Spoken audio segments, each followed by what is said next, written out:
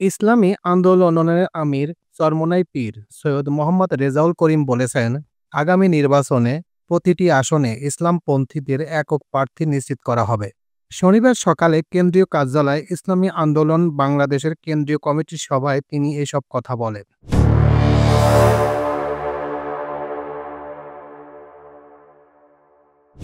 দলের মহাসচিব হজরত মৌলানা ইউনুস আহমেদের সঞ্চালনায় অনুষ্ঠিত সভায় সিনিয়র বক্তব্য রাখেন প্রেসিডিয়াম সদস্য অধ্যক্ষ মৌলানা সৈয়দ মোসাদ্দেক বিল্লাহ আল মাদানী, সিনিয়র নায়েব আমির সৈয়দ মোহাম্মদ ফয়জুল করিম, নায়েব আমির মৌলানা আব্দুল আওয়াল, প্রেসিডিয়াম সদস্য অধ্যাপক আশরাফ আলী আকন, অধ্যক্ষ মাহবুবুর রহমান প্রমুখ।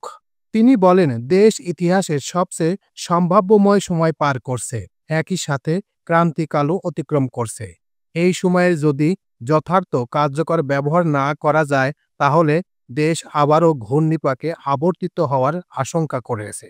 বিপুল জনসমর্থন পুষ্টি এই সরকার সংস্কারের নানা উদ্যোগ নিয়েছে, কিন্তু বিপদ আপদ পিছু ছাড়ছে না। একের পর এক ষড়যন্ত্র ও সমস্যা সামনে আসছে।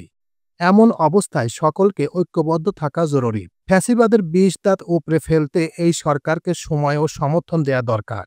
পীর সাহেব চরমোনাই সচিবালয়ে আগুনের ঘটনার উদ্বেগ প্রকাশ করে বলেন, রাষ্ট্র পরিচালনার কেন্দ্র সচিবালয় যদি ষড়যন্ত্রের শিকার হয় এবং তা আগুনে পুড়ে যায়, তাহলে আমরা আর কোথায় নিশ্চিত থাকতে পারি?